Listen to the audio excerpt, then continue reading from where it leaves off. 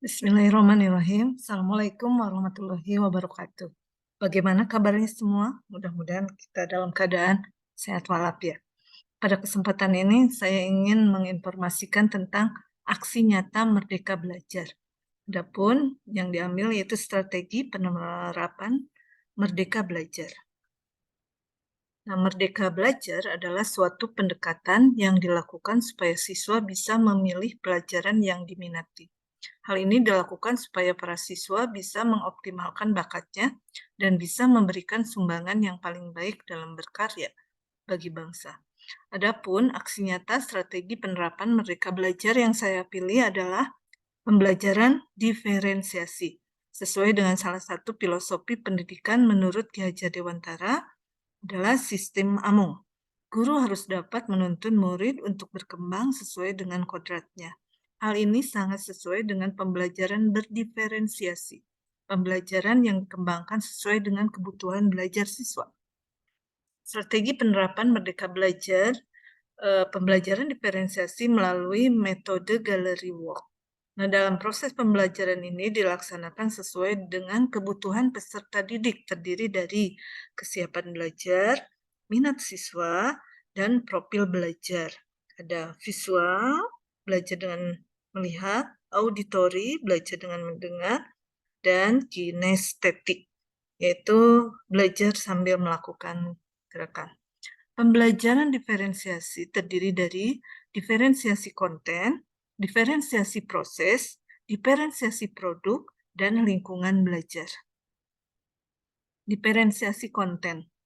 Nah, adapun kegiatannya yaitu menyediakan bahan bacaan literatur di perpustakaan sekolah, menyediakan beragam bahan ajar yang disajikan melalui lembar kerja, modul, dan video pembelajaran, menggunakan internet, Google, dan YouTube, kemudian menggunakan kelompok kecil atau tutor sebaya. Ini merupakan foto bukti konten, di mana anak-anak bisa melakukan dan mencari sumber materi lewat tutor sebaya, lewat Google, ataupun di perpustakaan. Nah, ini salah satu contoh siswa di perpustakaan dalam mencari materi. Nah, kemudian bagaimana diferensiasi proses? Nah, awalnya siswa dibagi menjadi beberapa kelompok. Nah, kemudian siswa ditentukan ya topik dan tema pelajarannya, kemudian diberi tugas setiap kelompok untuk mendiskusikan apa yang didapat oleh para anggotanya.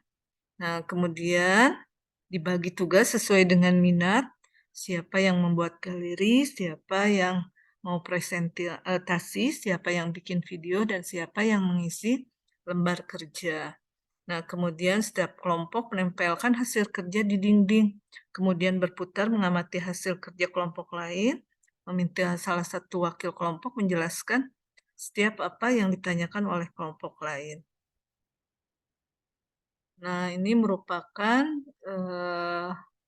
foto kegiatan. Ada yang bikin galeri, ada yang presentasi, ada yang bikin video, dan ada yang mengisi lembar kerja.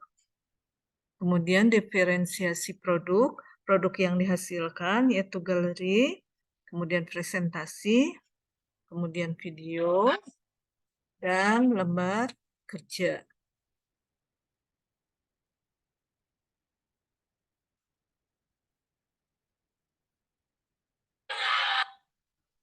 Nah, kemudian lingkungan belajar. Lingkungan belajar merupakan keadaan, perasaan, dan cara murid bekerja dalam pembelajaran. Kegiatan ini antara lain sebagai berikut. Ada ruangan atau lingkungan di mana murid dapat berkolaborasi. Kemudian menyediakan materi yang melukiskan aspek sosial dan budaya. Kemudian membantu memfasilitasi murid yang suka bergerak dengan murid yang suka duduk tenang, dan mengembangkan rutinitas atau kebiasaan yang memungkinkan murid mendapatkan bantuan ketika pendidik atau guru sibuk dengan murid lain. Ya, itulah yang dapat saya sampaikan. Terima kasih. Mohon maaf atas kekurangannya. Wassalamualaikum warahmatullahi wabarakatuh.